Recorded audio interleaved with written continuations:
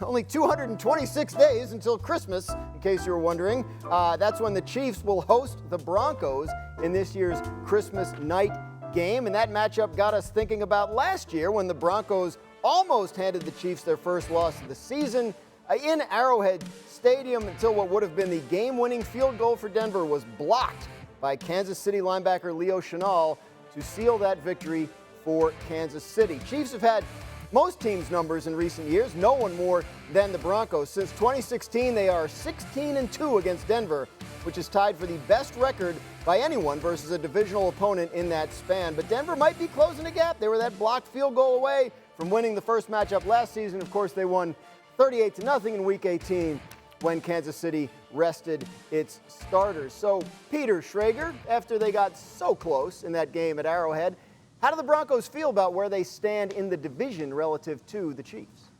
Now, Graz, look, they lost 16 straight games to the Chiefs, and then they won one in Sean Payton's first year. And then last year, they had them on the ropes in that game, and they lose that way. And then they win a meaningless Week 18, get to the playoffs, lose to Buffalo. But, I remember talking to Sean Payton when he first took the job, and he was interviewing defensive candidates, and those defensive coach candidates were, Vance Joseph, it was our Rex Ryan, it was a bunch of guys. He was like, all I want to hear is how you plan on stopping Mahomes and Andy. All I need to hear is it wasn't about your scheme. It was, what is your plan to stop Mahomes? And they have done a relatively good job where he's not the boogeyman to them. The Broncos don't look at the big bag Chiefs who beat them 16 times in a row. They look at it as the Chiefs. Well, we've beaten them 2 of the last 3. So they knocked on the door last year. They got into the playoffs. And now they're going to play them on Christmas on national television. Now, personally, I'm a company man. I just got here. I'll be watching the NBA on ESPN that night. So you guys might be watching the football. I'll be watching the NBA on ESPN. But that said, there will be a football game played on a streamer, and those two teams will be playing. And I don't think Denver's scared at all on the national spotlight or whatever. I think they're good to go. Let's rock. Schefter's going to be watching the NBA as well because no one loves fantasy basketball more than Adam Schefter. I just know, I know that is true.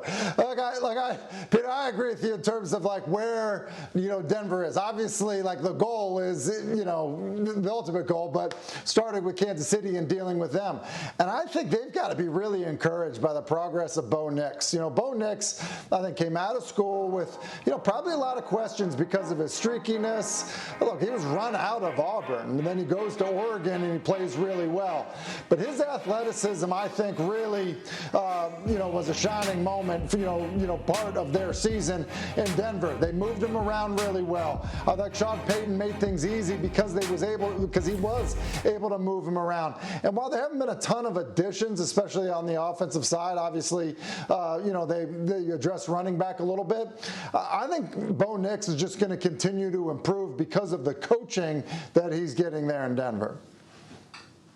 Well, Tim, remember the jump you may have made from your rookie year to your second year? There are a lot of people that believe that quarterbacks take significant leaps during that time, right? And Bo Nix is somebody who is so studious and so diligent that the Broncos really believe he's poised to make a bigger jump in his second year. And you mentioned the weapons that they brought in. Well, they went out and got Evan Ingram from the Jacksonville Jaguars and then used a second-round draft pick on R.J. Harvey, a Central Florida running back who Sean Payton was enamored with going into the draft process. So there are right there a couple of weapons that they've added to the offense in a year in which Bo Nix conceivably should be that much better in his second year. Sean Payton has gotten this program, this organization back on track, and it feels like they're now poised to take that next step in their development with some of the weapons that they've added, with the growth and maturity of Bo Nix here, but this organization's headed in the right direction. And Denver definitely on the rise. Bo Nix had 24 passing touchdowns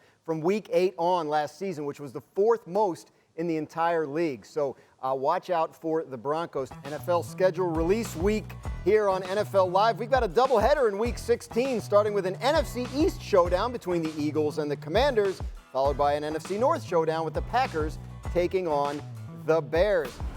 Jayden Daniels torched the Eagles in Week 16, posting a total QBR of 96 and throwing 5 touchdowns, both the best by any quarterback against the Eagles last season. That came with the Eagles blitzing Daniels 33% of the time, but they met again in the NFC Championship game. Eagles dialed back the blitz and held Daniels to just one passing touchdown and 4.7 yards per dropback on their way to the Super Bowl. Peter, do you think Washington has done enough this offseason to close the gap between them and Philadelphia?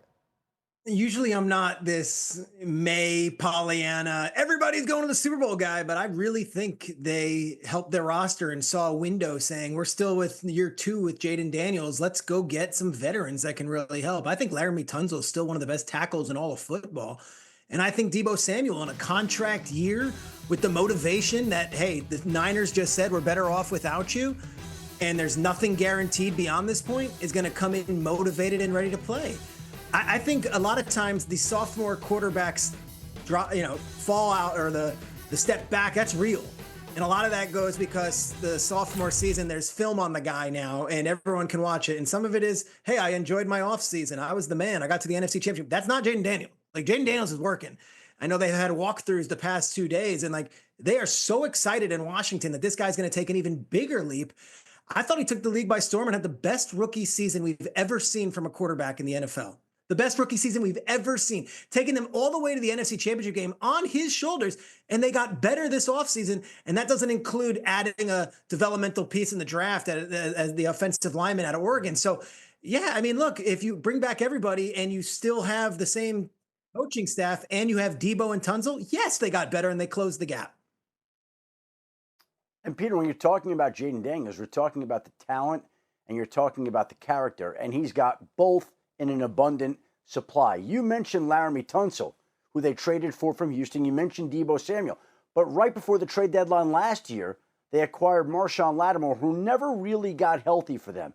If you could add a healthy Marshawn Lattimore into the mix with Tunsil and Deebo Samuel, this organization would be poised for even bigger things. And I know the Eagles are coming up for a year in which they won a Super Bowl, and there's a lot of positive energy surrounding that team, and we know practically their whole schedule already. But the fact of the matter is there might not be a team in the NFL right now with more momentum and more positive vibes than Washington. They're building a new stadium on their old hallowed ground, the RFK site. They got the draft coming to Washington in 2027. They've got the head coach and GM combination that's become the envy around the league. And now they've got all these player acquisitions to go along with probably the best young quarterback in the league right now. Washington looking to make the playoffs in consecutive season for the first time since they did it 3 straight from 1990 to 1992. So it has been a while since we felt this way about Washington. Tim, we've seen all these moves the Bears have made to help support their young quarterback, Caleb Williams. How do we define success for him in year 2? Yeah, this is going to sound, I don't know, maybe like I'm sitting on the fence on this. I don't think they need to make the postseason for us to say this was a successful season for Caleb Williams. I know that their bar is higher and their bar should be higher, but they're playing in a really tough division. The Lions are going to be really good. The Packers are going to be really good. And the Vikings, were a really good team a year ago, and they have a lot of their team back. So, look, I think that the Bears have a lot of talent around Caleb Williams. As you mentioned, they're retooling the offensive line. They've gotten them, playmakers, at the receiver position. They've got good backs. Defensively, I think they'll be an improved team.